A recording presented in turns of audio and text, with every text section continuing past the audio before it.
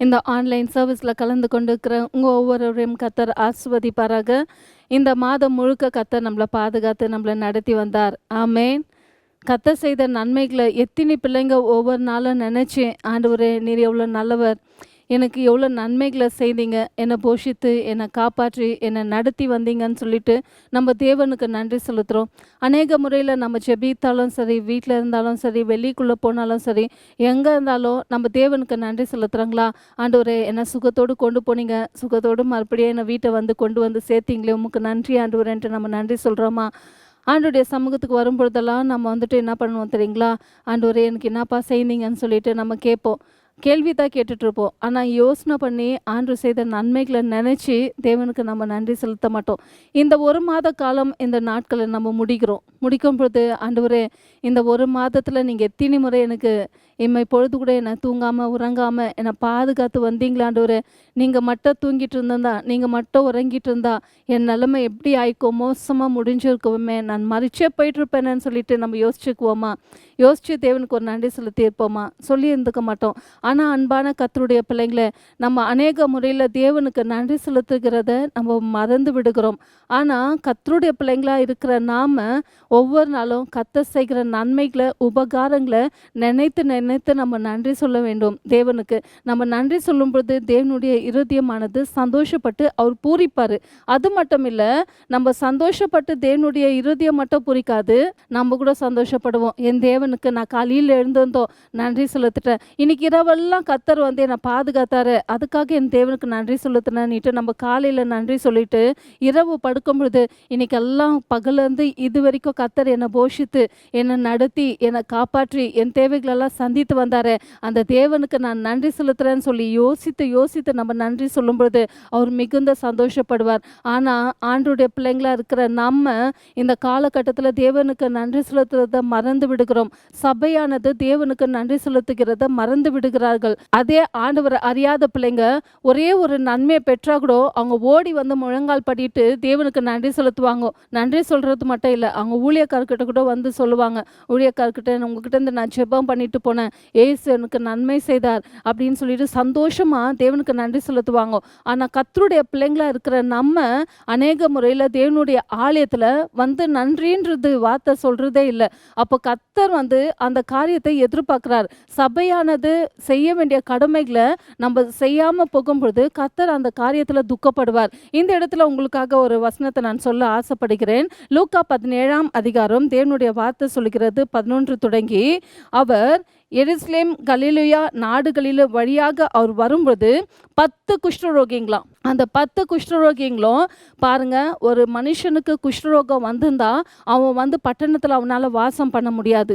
4 ஜனங்கள அவன் பார்க்கவே முடியாது. ஜனங்க கிட்ட பேசவும் முடியாது, பழகவும் முடியாது. ஒரு இடத்துல அவன் தனிப்பட்ட விதத்துல ஒரு இடத்துல தூரமான ஒரு இடத்துல இருப்பான். லேவியராகமம் சொல்லப்படுகிறது, அவங்க பாளையத்துக்கு புறம்பே ஒரு இடத்துல அவங்களுக்குன்னு ஒரு இடம் தனிமைப்படுத்தி வச்சுப்பாங்க. அந்த இடத்துல தான் அவங்க வந்து தங்கி அவங்க வாசம் பண்ணணும். அந்த மாதிரி வியாதிப்பட்டவங்க, குஷ்டரோகம் படைச்சிருக்கவங்க அவங்க எல்லாம் தனிமைப்பட்டு ஒரு இடத்துல இருக்கிறாங்கனாக்கா அவங்களுக்கு எவ்வளோ ஒரு வேதனை. அதே போல தான் குற்றம் செய்தவங்க கூட பனிஷ்மெண்ட் கொடுக்கும்போது அந்த பனிஷ்மெண்ட் எப்படி தருவாங்களா, ஒரு சில சமயத்துல அவங்கள தனிமைப்படுத்தி வச்சிருவாங்களாம். ஐசோலேட் பண்ணி வச்சிருவாங்களாம். எந்த ஜனங்களையும் பார்க்கக்கூடாது, அவங்கக்கிட்ட பழகக்கூடாது, எந்த மனுஷங்களுடைய முகத்தையும் பார்க்கக்கூடாதுன்னு சொல்லிட்டு ஒரு அறைக்குள்ள அவங்கள தனிமைப்படுத்தி வச்சிருவாங்களாம். அந்த தனிமையில் அவங்க இருந்து இருந்து இருந்து அவங்க யோசிச்சு யோசிச்சு அவங்க மென்டல் ஆயிடுவாங்க, இல்லைன்னா செத்தே போவாங்க. புரிஞ்சுச்சுங்களா? அப்போது ஒரு இடத்துல பாளையத்துக்கு புறம்ப அந்த எந்த ஜனங்களும் பார்க்காம, எந்த மனுஷங்ககிட்டையும் பேசாமல் அவங்க தனிமை இருக்கணும்னா அவங்களுக்கு எவ்வளோ ஒரு வேதனை இருந்துக்கும் பாருங்க. இந்த கொரோனா காலத்தில் எத்தனை பேருக்கு கொரோனா வந்துச்சோ அவங்களெல்லாம் வந்துட்டு ஹாஸ்பிட்டலுங்களில் அட்மிட் ஆக்கப்பட்டு அவங்கள தனிமைப்படுத்தி வச்சுருந்தாங்க. வீட்டுக்குள்ளே தனிமைப்படுத்தி வச்சுருந்தாங்க. அவங்களுக்குன்னு ஒரு ஹாஸ்பிட்டலுங்க, ஸ்கூலுங்க, அந்த மாதிரி பல இடத்த ஆயத்தப்படுத்தி அந்த இடத்துல அவங்கள தனிமைப்படுத்தி வச்சுருந்தாங்க. அப்போ அவங்க சொல்கிற காரியம் என்ன தெரியுங்களா? இந்த வியாதி கூட நான் வேதனைப்படல, என்னை தனிமை வச்சுருந்தாங்க பார்த்தீங்களா, அது எங்களால் தாங்க முடியல அப்படின்னு சொல்லிட்டு தான் அவங்க அநேக பேர் வேதனைப்பட்டு கலங்குனாங்க. அன்பான கர்த்தருடைய பிள்ளைங்கள, இந்த 10 குஷ்டரோகிங்க அவங்க பாளையத்துக்கு புறம்பே இருந்து பாளையத்துக்கு புறம்ப மட்டும் இருக்கிறதில்ல. அவங்க அவங்க வாயாலேயே அவங்க வியாதிய வந்து அறிக்கை பண்ணிட்டே இருக்கணும். என்னான்னு தெரியுங்களா? அறிக்கை பண்ணும். நான் அசுத்தன், அசுத்தன், அசுத்தன் என்று சொல்லிட்டே இருக்கணும். ஒரு மனுஷன் இப்போ நம்மளுக்கு எதனா ஒரு வியாதி வந்திருந்தா, ஒரு ஜுரம் வந்துட்டுருந்தா, 4 ஜனங்க பார்த்துட்டு உனக்கு என்ன ஜுரமா, ஜுரமா, ஜுரமா, ஏன்னா எப்போ பாரு ஜுரம், ஜுரம்னு சொல்லின்னுக்கிறியே அப்படின்னு சொன்னா நம்மளுக்கு எவ்வளோ மனசு பெஜாராகுது.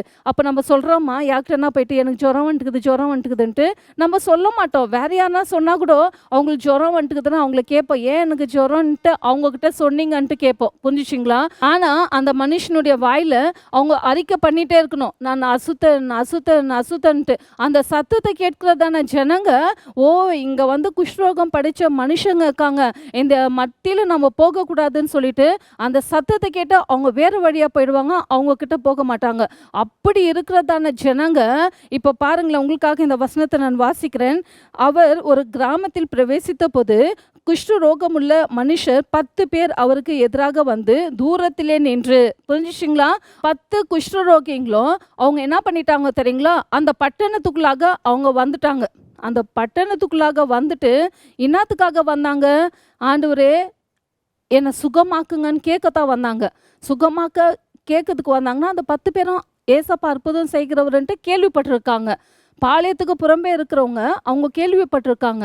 நம்ம இயேசுகிட்ட போனால் நம்மளுக்கு கர்த்தர் கண்டிப்பாக சுகப்படுத்துவாருன்னு சொல்லிட்டு, அப்போது அவங்க பாளையத்துலேருந்து பட்டணத்துக்குள்ளாக வரணும்னு சொன்னாக்கா, அப்போ ஜனங்க பார்த்துட்டு சும்மா விடுவாங்களா? ஜனங்க பார்த்து கல் எடுத்து அடிப்பாங்க, அவங்கள சாகடிப்பாங்க, எந்த வேணாலும் செய்யறதுக்கு துணிவாங்க. ஏன்னா அந்த குஷ்டரோகம் எனக்கும் வந்துட்டோமா, நாங்களும் தனிமை போயிட்டு இருக்கணுமா, நாங்களும் அது போல் கத்திட்டு இருக்கணுமா அப்படின்னு சொல்லிட்டு அவங்களுக்குள்ளாக எவ்வளோ ஒரு கோபம் இருக்கும். அந்த கோபத்தில் அவங்க என்ன பண்ணுவாங்க? ஆக்ரோஷமாக செயல்படுவாங்க. ஆனாக்கா இதெல்லாம் அவங்க எதிர்பார்க்காம ஏசுகிட்ட போனால் எனக்கு அற்புதம் நடக்கும், ஏசு ஒருவரை மட்டும் தான் என் வாழ்க்கையில் அற்புதத்தை செய்ய முடியும்ன்ட்டு அவங்க 10 பேரை ஓடி வந்து ஏசுகிட்ட கேட்குறாங்க. ஏசுவே இங்க பாருங்க, உங்களுக்காக இந்த வசனத்தை நான் வாசிக்கிறேன். ஏசு ஐயரே எங்களுக்கு இரங்கும் என்று சத்தமிட்டார்கள். அப்போ தேவனுடைய வார்த்தை சொல்லுகிறது, அவர்கள் சத்தமிட்டார்களாம். அப்போ அவங்களுக்கு குணம் அடையணும்னு சொல்லிட்டு அவங்க கேட்கும்பொழுது வியாதிப்பட்டுங்க, அவங்களுக்கு சாப்பாடு இருந்திருக்காது, அவங்களுக்கு ரத்தமும் சீவும் வந்துட்டே இருந்துக்கும். ஆனால் அவங்க பலவீனமாக டயர்டாக இருந்துக்குவாங்க. அதன் மத்தியில் அவங்க எப்படி கேட்டாங்கன்னா, இயேசுவை பார்த்துட்டு இயேசுவே எனக்கு இறங்கும் என்று சத்தமிட்டார்கள் என்று வேதம் சொல்லுகிறது. அதே 15ஆம் வசனம் சொல்லுகிறது, அவர்கள் சத்தமிட்ட பிறகு உடனே இயேசு சொன்ன வார்த்தை என்ன தெரியுங்களா? உங்களை போய் நீங்கள் ஆசாரியர்கிட்ட காட்டுங்க, கர்த்தர் உங்களை சுகமாக்கி இருக்காரு. உடனே அவங்க 10 பேரும் சுகமாக்கிட்டாங்க. அடுத்த நிமிஷமே அவங்க என்ன ஆயிட்டாங்க? 10 பேரும் வந்து குணம் அடைஞ்சிட்டாங்க. ஆனால் 10 பேரும் குணம் அடைஞ்சவங்க 9 பேர் அதில் வந்துட்டு யூதர்கள். ஒரே ஒரு மனுஷன் தான் அவன் அந்நியன், அவன் சமாரியன், அவன் இயேசுவை அறியாதவன். அவன் மட்டும் ஓடி வந்து இயேசுவின் பாதத்தில் விழுந்து அதே போல் உரத்த சத்தத்தோட தேவனை மகிமைப்படுத்தி. புரிஞ்சுச்சிங்களா? அப்போ அவன் என்ன பண்ணுறான்? உடனே சத்தமிட்டு தானே போய் அங்கே கேட்டான். இப்போ அவன் சொல்கிறான், அவன் குணம் அடைஞ்ச பிறகு ஓடி வந்து சத்தமிட்டு இயேசுகிட்ட அவன் பாதத்திலே விழுந்துட்டாங்களாம். பாதத்தில் விழுறது என்ன தெரியுங்களா அடியாலும்?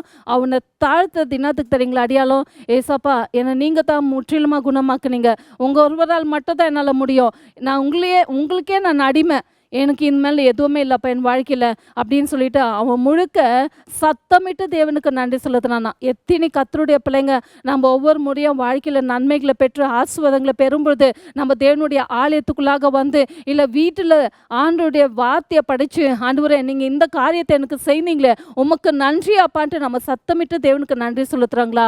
சத்தமிட்டு நன்றியும் சொல்கிறதுல, வாயால் மனதால் யோசிச்சோம் நன்றி சொல்கிறதுல, வாயை திறந்தோம் நன்றி சொல்கிறதுல.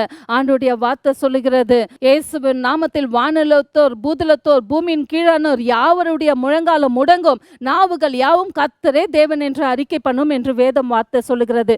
அப்போ இந்த இடத்துல அவன் ஓடி வந்து முழங்கால் படியிட்டு தேவனுக்கு சத்தமிட்டு தேவனுக்கு நன்றி செலுத்தினானா. அப்போ ஆண்டவர் கேட்டாரா உடனே, நான் சுகமாக்கினது 10 பேர் அல்லவா, அதில் அந்நியனா இருக்கிற நீ மட்டும் வந்து தேவனுக்கு நன்றி செலுத்துறேன்ட்டு. அப்போ அன்பான கர்த்தருடைய பிள்ளைங்கள இந்த காலகட்டத்தில் நம்ம பார்க்கும்பொழுது சபையானது எத்தனை பேர் தேவனுக்கு நன்றி செலுத்துறீங்க? கர்த்தர் பாராட்டின நன்மைகளை யோசிச்சு எத்தனை பேர் சபையானவர்கள் நன்றி சொல்றீங்க தேவனுக்கு? கர்த்தருடைய பிள்ளைங்க எத்தனை பேர் நன்மைகளை சொல்றீங்க? ஆனா அந்நியருங்க, இயேசுவை அறியாத ஜனங்க இயேசுவை பற்றி கேட்டு அற்புதங்கள் பெற்ற உடனே அவங்க தேவனுடைய ஆலயத்துக்கு வந்து தேவன் செய்த நன்மையை யோசிச்சு தேவனுக்கு நன்றி சொல்றாங்க. போன வாரத்தில் நான் ஒரு இடத்துல போயிட்டு இருந்தேன். நான் போயிட்டு இருக்கிறதான நேரத்தில் எனக்கு ஒரு சின்ன ஒரு சத்தம் தான் கேட்டுச்சு. ஆனால் என்ன சத்தம்ன்ட்டு எனக்கு தெரியல. ஆனால் எங்கள் மகன் உடனே சொன்னான், அம்மா பாம்பு வந்துட்டு இருக்குமா உன் பக்கத்துலன்ட்டு. அந்த சத்தத்தை கேட்டிருந்தோமே நான் ஓடி போயிட்டு கொஞ்சம் தூரம் போயிட்டு அப்புறமா யோசித்தேன், எசப்பா எனக்கு யாருமே உதவி செய்ய முடியாது இந்த இடத்துல உங்கள் ஒருவரால் மட்டும்தான் எனக்கு உதவி செய்ய முடியும்னு சொல்லிட்டு நான் அதே இடத்துல யோசிச்சுட்டு நான் அமைதியாக நின்றுட்டேன். அப்போ என் மகன் சொன்னான், அந்த பாம்பு வந்துட்டு வேறு வழியாக போயிடுச்சம்மான்ட்டு. அப்போ ஆண்டவர்கிட்ட நான் உடனே நன்றி சொன்னேன், ஆண்டவரே நீங்கள் மட்டும் இல்லாத இருந்திருந்தா அந்த பாம்பு என்னை கடிச்சிருக்கும், அந்த நாக பாம்பு என்னை கடிச்சிருக்கும், நான் அன்னைக்கே செத்துட்ருக்குவேன் ஆண்டவரே. ஆனால் நீர் எவ்வளோ நல்லவராப்பா, எனக்கு நீங்கள் எவ்வளோ நன்மை செய்தீங்கன்னு சொல்லிட்டு நான் தேவன் செய்த நன்மை யோசித்து நான் தேவனுக்கு நன்றி செலுத்தினேன். அன்பான கர்த்தருடைய பிள்ளைங்களை ஒவ்வொரு நாளும் நம்ம ஆண்டவருக்கு செய்த நன்மைகளை நம்ம யோசித்து அவருக்கு நன்றி செலுத்தும் பொழுது அவர் மிகவும் சந்தோஷப்படுவார். அநேக காரியத்தில் ஆண்டவரே எனக்கு என்னப்பா செய்தீங்கன்னுட்டு நம்ம யோசிப்போம். அவர் நம் வாழ்க்கையில் செய்த நன்மைகள் ஏராளம். ஒவ்வொரு முறையும் அதை நினைச்சு நம்ம நன்றி செலுத்தும் பொழுது ஆண்டவரை இதே போல தான் நம்மளை பார்த்து சந்தோஷப்படுவார். இந்த வேலையில் கண்களை மூடி ஜெபிக்கலாங்களா? ஆண்டவரே கடந்த நாட்கள் எல்லாம் என்ன பாதுகாத்தீங்களோ உமக்கு நன்றி. ஆண்டு உங்களுக்கு தனிப்பட்ட விதத்தில் எந்தெந்த காரியத்துக்கு எதெல்லாம் செய்தாரோ, எந்தெந்த நன்மையான காரியங்களை செய்தாரோ அதை யோசித்து தேவனுக்கு நன்றி செலுத்துறாங்களா? ஆண்டவரே எனக்கு என்ன செய்தீங்க, இது செய்தீங்களா, அது செய்தீங்களா அப்படின்னு சொல்லிட்டு யோசிச்சுட்டு கேள்வி கேட்காதீங்க. நீங்கள் சொல்கிறதான நன்றி கூட தேவனுக்கு நீங்கள் செலுத்துறதான ஒரு ஆராதனை. பாட்டை பாடி துதிக்கிறது தான் ஆராதனை இல்லை. கர்த்தரை நினச்சி யோசித்து மனசில் யோசித்து ஆண்டவரேன்ட்டு நீங்கள் நன்றி செலுத்தும் பொழுது அதுவே உங்களுக்கு ஒரு பாடலாக வரும். அந்த பாடலின் மூலியமாக நீங்கள் ஆராதிப்பீங்க. அந்த பாடலின் மூலியமாக தேவனுக்கு நன்றி செலுத்துவீங்க.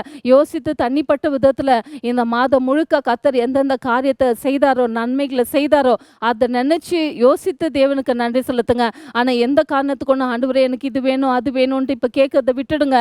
ஆண்டவர் செய்த நன்மைகளை முழங்கால் படிட்டு ஆண்டவர் செய்த நன்மைக்காக மட்டும் நன்றி செலுத்துங்க. எங்களை அதிகமாக நேசிக்கிற எங்கள் ஜீவனுள்ள தகப்பனை உமக்கு நாங்கள் நன்றி செலுத்துகிறோம். இந்த மாதம் முழுக்க எங்களை நீங்கள் பாதுகாத்தீங்க. நீங்கள் மட்டும் எங்களை அப்பா கைவிட்டிருந்தீங்கன்னா நாங்கள் என்றைக்கும் மண்ணுக்குள்ளாக போயிருப்போம் அப்பா. ஆனால் நீங்கள் எங்களை ஒரு நாளும் கைவிடலை ரஞ்சா. நீங்கள் எங்களை தூங்காமல் உறங்காமல் பாதுகாத்து எங்களை போஷித்து எங்களை அரவணைத்து ரஞ்சா, தகப்பன் தன் தோளின் மேல் சுமக்கிற வண்ணமாக நீங்கள் எங்களை சுமந்தாப்பா ரஞ்சா. நீங்கள் வந்தீங்களே அதுக்காக உமக்கு நாங்கள் நன்றி செலுத்துகிறோம். நாங்கள் ஆசைப்பட்ட எல்லாவற்றையும் எங்களுக்கு கொடுத்தீங்களே ராஜா.